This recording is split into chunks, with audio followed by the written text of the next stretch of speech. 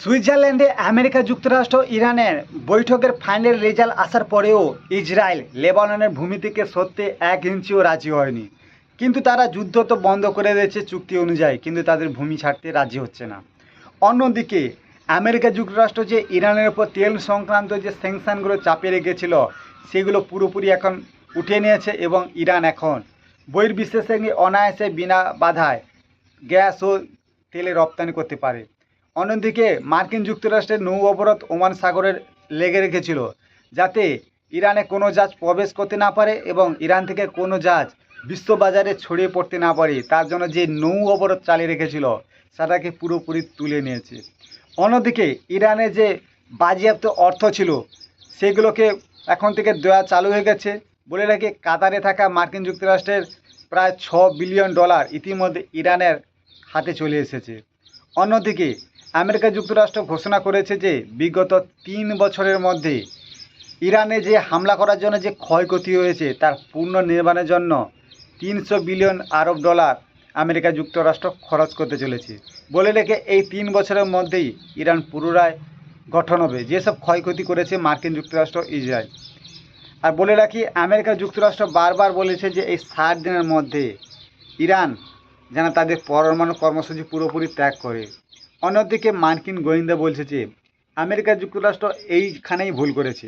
তাদের যে মজবুত করে রাখা ইউরেনিয়াম সেগুলোকে আমেরিকা যুক্তরাষ্ট্র আন্তর্জাতিকভাবে ইরানে গিয়ে নষ্ট করা উচিত ছিল, কিন্তু ইরানের কূটনৈতিক চাপে পড়ে মার্কিন যুক্তরাষ্ট্র এই শর্ত মেনে নিয়েছে ইরানের কথাই ভেবে। কারণ ইরান সবসময় চাইতো তাদের এই ইউরেনিয়াম তাদের দেশের জন্য মজবুত থাকে এবং আমেরিকা যুক্তরাষ্ট্র তাদের উপর যে স্যাংশনগুলো চাপিয়ে রেখেছিল সেগুলো তুলে নেয়, বাজেয়াপ্ত অর্থ যেন ফেরত দেয় এবং তাদের ক্ষয়ক্ষতি যেন আমেরিকা যুক্তরাষ্ট্র দিয়ে দেয়।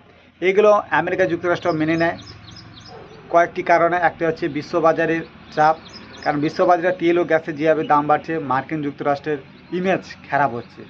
অন্যদিকে ইউক্রেন যুদ্ধে রাশিয়া যেভাবে দাবড়তোড় ইউক্রেনের উপর হামলা চালছে, সেখানে আমেরিকা যুক্তরাষ্ট্র সেখানেও একটা চাপ রয়েছে।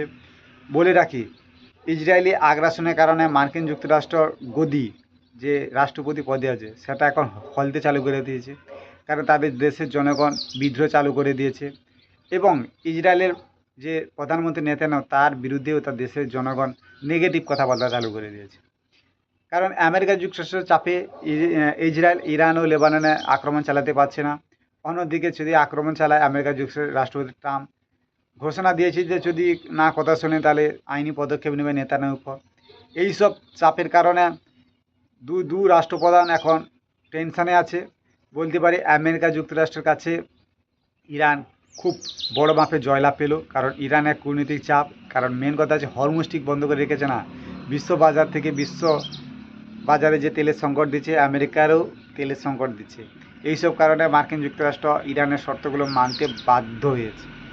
অন্যদিকে বলে রাখি, এই চুক্তি ভাঙার জন্য ইসরায়েল লাগাতার চেষ্টা করবে, কারণ ইসরায়েল যেহেতু লেবাননের ভূমি থেকে সরে যায়নি, আবার যে কোনো বাহানা দেখিয়ে ইসরায়েল এই লেবাননে হিজবুল্লাহ গোষ্ঠীর উপর আক্রমণ চালাতে পারে।